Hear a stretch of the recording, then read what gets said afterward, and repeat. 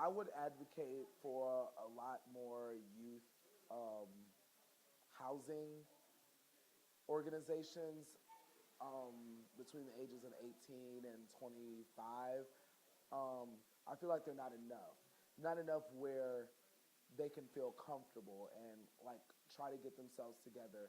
I'd also advocate for a lot more job training programs that open their door to anybody and everybody who's willing to work and trying to get their lives together, because I feel like all the youth need is a push. If you don't already have that drive and motivation, I understand people's situations and where they come from. If you don't have that drive and motivation to do something, I feel like sometimes a lot of people just need that little push to get started. You know what I mean? And it'll open their eyes to see that, oh, I understand now.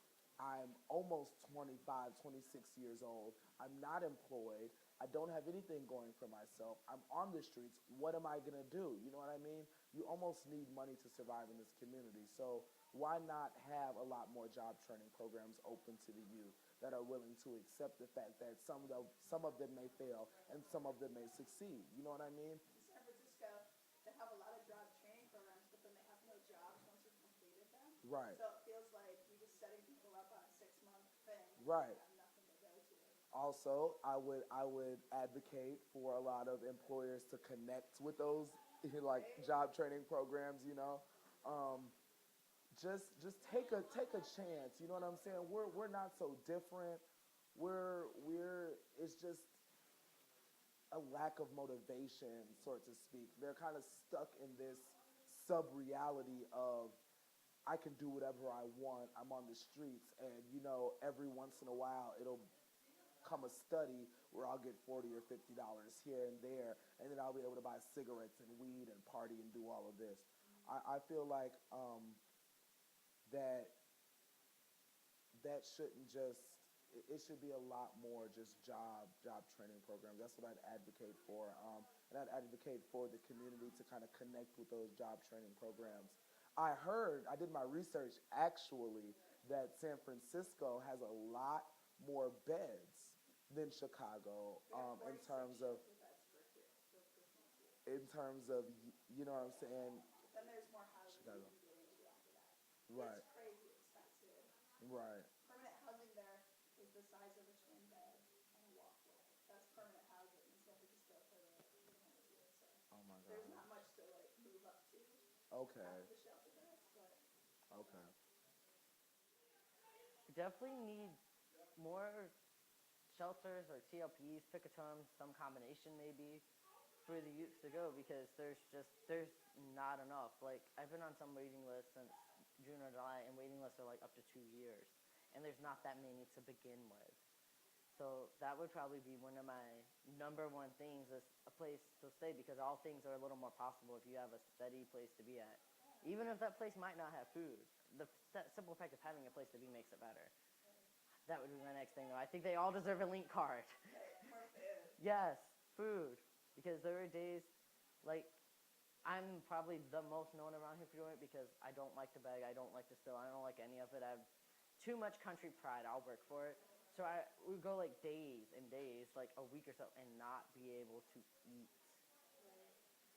So that would be second on my agenda. And real case management.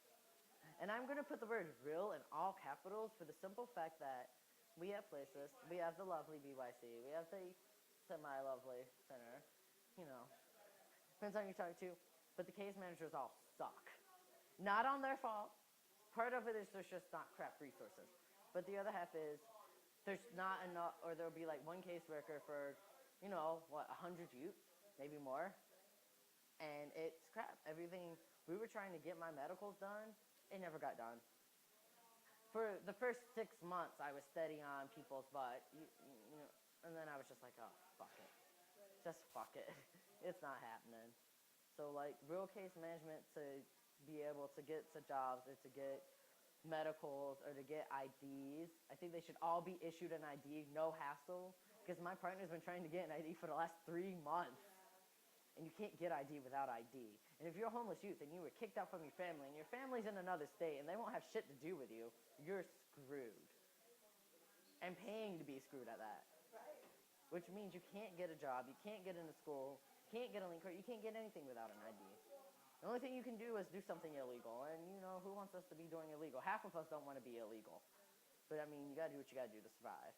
So, IDs and case management, which would hopefully help you get an ID. Well, I guess first of all, I probably wouldn't come to him just with a queer outlook. I'll come to him as a youth outlook, and I would ask him to organize the resources better and make it where the way that we receive it, you know, they have to have like I would like to see a tracking system that way you can see, hey, if I apply for housing, how far am I down on the list? I mean, even in Mississippi, it's small. Mississippi is way smaller compared to, you know, even just Chicago. So, you know, they have ways that they're like, oh, you're number 52, call back in a few weeks and we'll tell you what number you are there. So you know that you're moving up the list. Whereas in Chicago, they're like, hey, I don't know which one I am today, so I'm hoping I got chosen or whatever. And I really don't want that. I want people to understand that, hey, they are helping. And better treatment. I think that'll be the second thing because, I mean, just as youth, period, I think some of the officers still look at color, and I hate to say it, but that's everywhere you go, though.